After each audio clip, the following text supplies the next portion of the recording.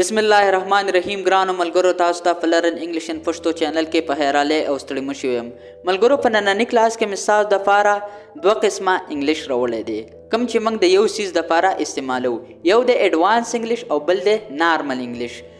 ایڈوانس انګلیش چې کومه ده دا وسنه انګلیش ته او نارمل انګلیش چې کومه ده دا موږ سره په خوانه انګلیش ده په دې کې مثال د فاره اوسو جملې راولې دي چې دا تاسو ته وکم ان شاء الله تاسو به په اسانه طریقې سره پوه شئ او کلاس تر پایه پورې وګورئ کو په چینل باندې نوې سره چینل هم سبسکرایب کړئ ویډیو لایک کړئ د ویډیو د خپل کور ماشومان سره هم وګورئ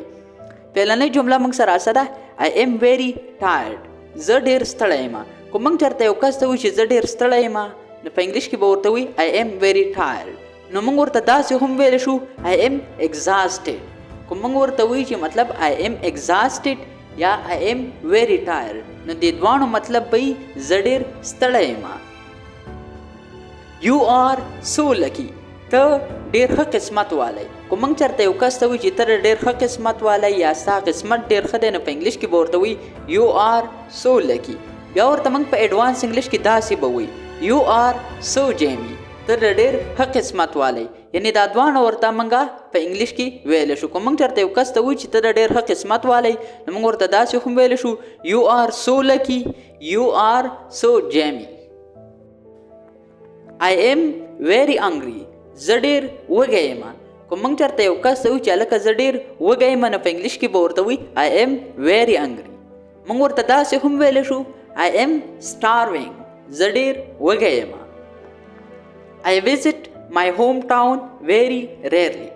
زه خپل کلي ته ډیر کم ځم کوم موږ چرته یو کس ته وایي چې زه خپل کلي ته ډیر کم ځم نو په انګلیش کې به ورته وایي I visit my hometown very rarely بیا ورته موږ داسې هم ویلی شو په ایډوانس انګلیش کې I visit my hometown once in a blue moon I like you a lot زه تا ډیر خوښوم کوم موږ چرته یو کس ته وایو چې هلکه زه تا ډیر خوښوم نو په انګلیش کې به ورته وایي I like you a lot بیا ورته موږ داسې هم ویلی شو په ایډوانس انګلیش کې چې زه تا ډیر خوښوم نو په ایډوانس انګلیش کې به ورته موږ وایي I am so into you I am fit and healthy زه روغ رمټ یم کوم موږ چرته یو کس ته وایو چې زه روغ رمټ یم نو په انګلیش کې به ورته وایي I am fit and healthy بیا ورته موږ په ایډوانس انګلیش کې یعنی په نوي انګلیش کې ورته موږ داسې هم ویلی شو I am fit as a fiddle Text me when you get free ما ته پیغام راولېږه چې کله اوزګار شي کوم موږ چرته یو کس وایي چې هلکه بیا ما ته پیغام راولېږه چې ته کله اوزګار شي نو په انګلیش کې به ورته وایي Text me when you get free بیا ورته موږ په ایډوانس یعنی په نوي انګلیش کې ورته موږ داسې هم ویلی شو Hit me up when you get free I am very busy زه ډیر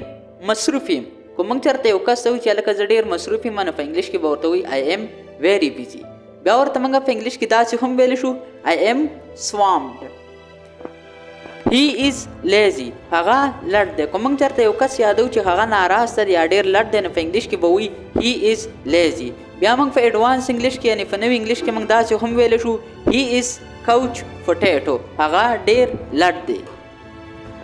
Are you mad آیا ته لیونی کوم موږ چرته یو کس ته وایي چې آیا ته لیونی نو په انګلیش کې به ورته وایي Are you mad